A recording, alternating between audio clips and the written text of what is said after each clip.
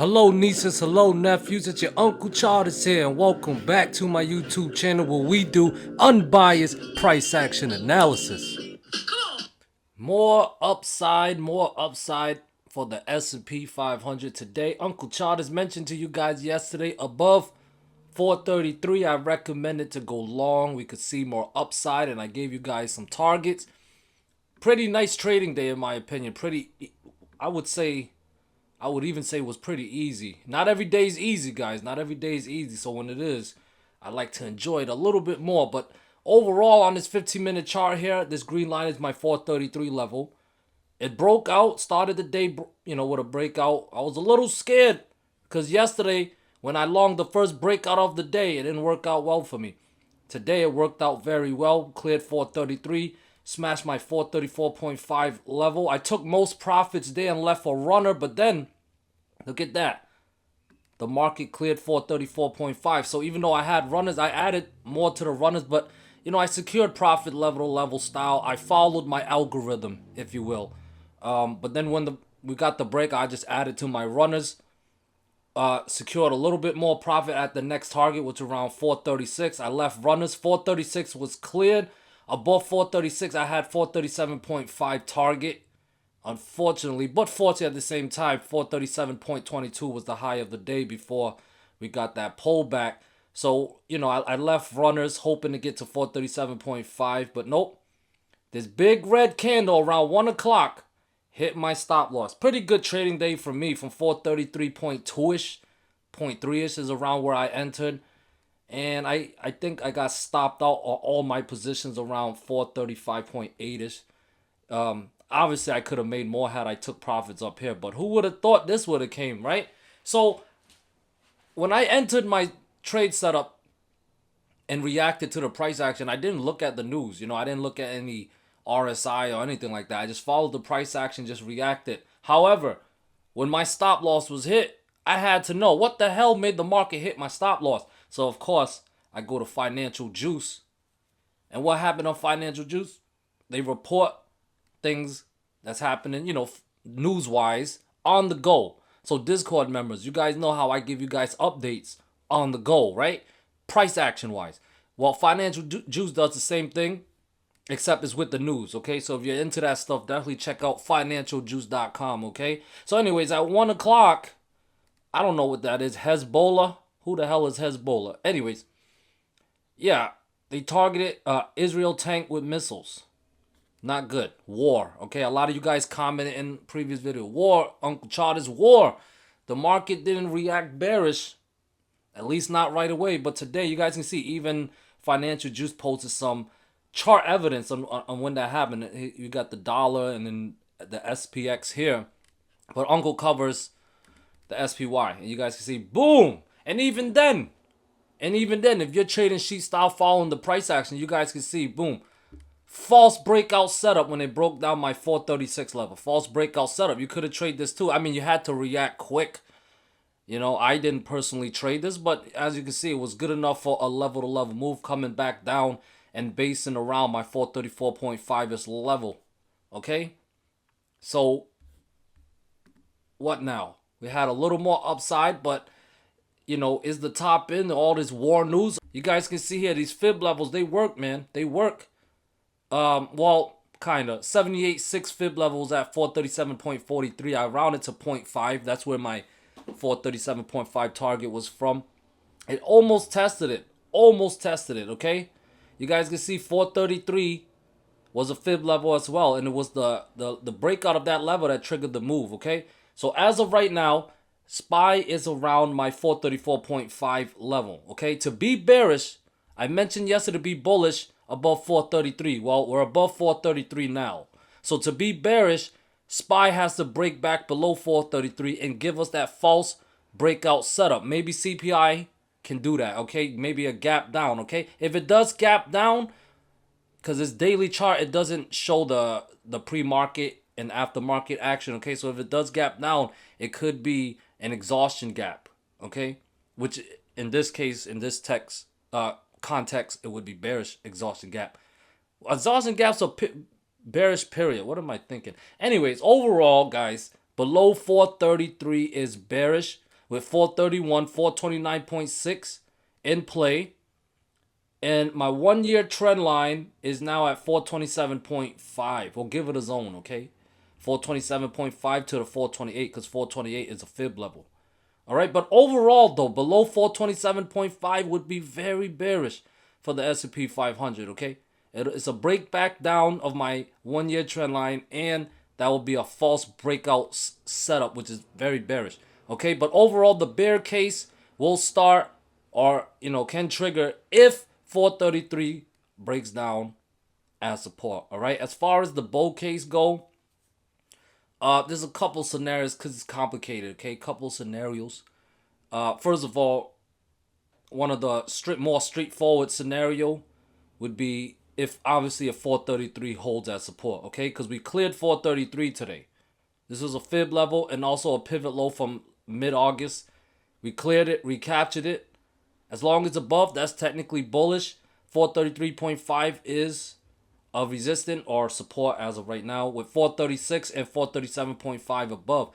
If we can clear 437.5, we can gap fill around 439ish and maybe pop up to a 440.5 to 441 zone. That's a fib level and also my white trend line. Okay, so bullish overall if it can stay above 433. Think of 433 as the equilibrium level, the middle level, the line in the sand, if you will, to either be bullish or bearish for tomorrow. Okay, but with this price action, just remember what I'm telling you. Remember the levels, remember the setups. No matter how much noise the news and the market and even our fellow retail traders and even the politicians are gonna make, keep your eyes on the price, keep your eyes on the path. The price action is our shepherd. Bah! Now moving on to triple Q here, it back tested that orange trend line that from January, multi-month trend line. Back tested it. Also back tested the 371ish level. That's my 38.2 fib level. Okay, back tested it. If you go back, if you refer back to September 20th, you can see from that around that zone, there's a strong sell zone with this big body red candle. Okay, and now we got sell pressure again. So even though it was an up day, yeah, it was an up day, and I mentioned to you guys you want to look to long above 367 and 369. It was a good trade idea I gave you guys. Hopefully you guys made money, fingers crossed. But it's still not quite looking bullish. With just back testing a previous lost level. I would say bulls are making some progress to make it look more bullish by clearing 367. I mean, that's a good start. But bulls got a lot more work to do. And in my opinion, it needs to clear for tomorrow. This 1 year trend line sloping up. So 369.6 and of course 371. Those are the two levels it needs to clear tomorrow to be bullish. Or if it gaps up above it, that would be bullish, but it will have to defend that support, or if it doesn't test support, just clear the next resistance. And above 371, I do have resistance at 373, and then above that is at 375, test of my blue trend line. Above 375, this potential consolidation is likely over. We go up higher, back in the trend phase or whatever. Breakout mode, could always get a false breakout, but overall, guys, above 369.6 and 371, I would be, at least for the short term, bullish on triple Q. Don't argue with the price action. Speaking of don't argue with the price action, if it breaks back below 367, that's a false breakout setup. Don't argue with it. But that was a breakout price action. No.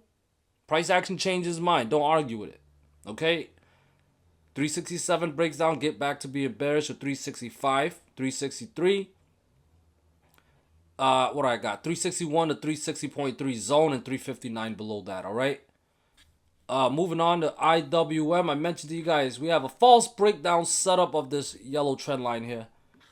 We did get some more upside. So happy that aged well, because it don't always age well, but I'm glad it did. It cleared that 175 level. It went as high as 177. Okay, cool. Yeah, if we can clear 177 tomorrow, today's high. 177.7, 179, and there is a gap at 179.8, and then I have resistance above that at 181.6. all right, it got to clear 177 to be bullish tomorrow. Okay, break back down below 175 will put the yellow trend line back in play, which is around 173.9. I do have a fib level at 173.5 as well. So bears, if you guys want to put a top in, gotta break down 173.5 to put 172, 171.3-ish, 169.5, and then 167.4. Okay, updated levels, guys. Those would be in play. Tesla, pretty nice trading day for Tesla. I do cover Tesla on my Discord as well. Bull case, bear case. Bull case was quite straightforward. Bulls must clear 261.6 and 263 to be bullish. So, like I always say, we're just looking to react. We're not doing predictions here. We're just looking to react. Tesla opened at 257.7, cleared our resistance, and it went as high as 268.9, almost to my 269 level. Overall, though, we did manage to close above 263. That is a breakout, okay? If Tesla can stay above 263 tomorrow, I recommend staying bullish, okay? With 265, 266.5, 268 and 270 in play, all right? 270 is his 50% fib level. Now, if we break back below 263, that is a false breakout setup, technically speaking. Follow through, bears follow through, break back below 263 and 261.5 to put 258, 256.5 back in play. 250, yeah, some buying pressure there, but below 256.5 would be bearish, putting 253 in play. Below 253, I would definitely be bear bias. Okay, so overall, above 263 bullish, below 263 bearish. Apple went to a high of 179.7. I had a fib level at 179.3. Could not break that out. That nice little wick there. If there is strong selling pressure, it needs to break down support. Okay, starting with 178, 176, 174.8. Drop down. Apostle dropped down to 173. Updated levels, guys. 171. 169. 171. Never mind. 170 and then 167.6 below that. All right. Overall, it needs to break down support. 178, 176, and 174.8. Watch those levels. Below them, bearish. If it wants more upside, it got to clear 179.3. Got a quick wash above it, but didn't quite close above it, okay? We need that close and clear 180.75, and that would put the critical 183 level in play. 50% fib level and blue trend line. Big test at 183. Bullish above it, but bears will likely be waiting there. Okay, it's just a guess, is what I'm guessing. NVDA, you had a beautiful trade setup. What NVDA wrote in trade ideas room. If above 451, next resistance is at 453, and if cleared, put 454.5 in play, and so on. We're just looking to long the breakouts of resistance, short the breakdowns of support. In this case, NVDA opened at 448.4. Holy moly, cleared resistance 449, 451. Next resistance at 453 and so on. It was beautiful day. Went as high as 462.5. Yeah. Can't complain. Huh? Anyways, overall, as far as tomorrow goes, it managed to close above my 457.5 level. Alright? Kind of battling there in the aftermarket. For bullish follow through, it needs to clear 460 tomorrow. Give us a close or something, but above 460, we'll put 462.5, 466, and 468 in play, okay? Stay bullish above 457.5. Follow through would be a breakout of 460. Definitely looks long, but above 457.5 might be a little tricky for bulls, okay? Just remember, there is support at 456. If that level fails, 453, 451 and 449 are in play. Below 449, bearish. Will likely drop down to 442-ish, but 447 and 445 in play first, okay? Google got a little doji here. Chop day. It managed to get a little higher, up to 140.74. Not quite my 142 level. But, you know, red candle did close a little lower than yesterday, okay? So support is still at 138.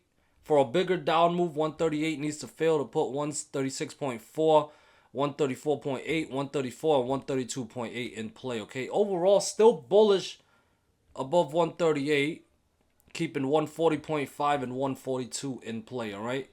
AMD showing some follow through. We got the breakout of that yellow trend line a couple of days, well, last Friday, a couple of trading days ago. Today showing some follow through, all right? Went as high as 110. Okay, so tomorrow 110 clears. Guess what? 112, 114, and 116 are in play. Support is at 107.4. If that level fails, we'll likely backtest some previous support levels. Well, there's some support levels at 105, and we'll likely backtest this yellow trend line around 102. Okay, below 102, that's a false breakout and extremely bearish. Okay, now let's end this with some dark pool. We got a good amount of dark pool coming around the 432.2-ish level for 690 million though. It's not over a billion. 432.2 level. Now this right here, here's what's interesting. 499.6 million at 434.47. 341 million at 434.48. That's literally a 1 cent difference. And then we got 310 million around 434.5. So around that zone, these institutions, these big money people are taking interest around. And guess what? One of my support resistance level is at 434.5. Okay, so based on dark pool levels, I would definitely pay attention to these levels. Bullish above it, bearish below it. Okay. Option flow. Let's end this with the obstacle. Hopefully it doesn't malfunction like yesterday. Goodness. What is going on with Cheddar Flow server? Bearish for SPY. Ahead of CPI is bearish. QQQ is bearish. IWM is bearish. Tesla is bullish. Apple bullish. Oh, the stocks are bullish. NVDA bullish. Okay, so the indices are bearish, but the individual stocks are bullish. That's interesting. Google is nothing, and AMD. AMD is bullish, guys. All right. So that's what I have for you guys today. Thank you guys so much for watching. If you want more content, trade ideas, help with trading, some more insights from Uncle Charles, please consider joining my Discord. I would love to serve you guys.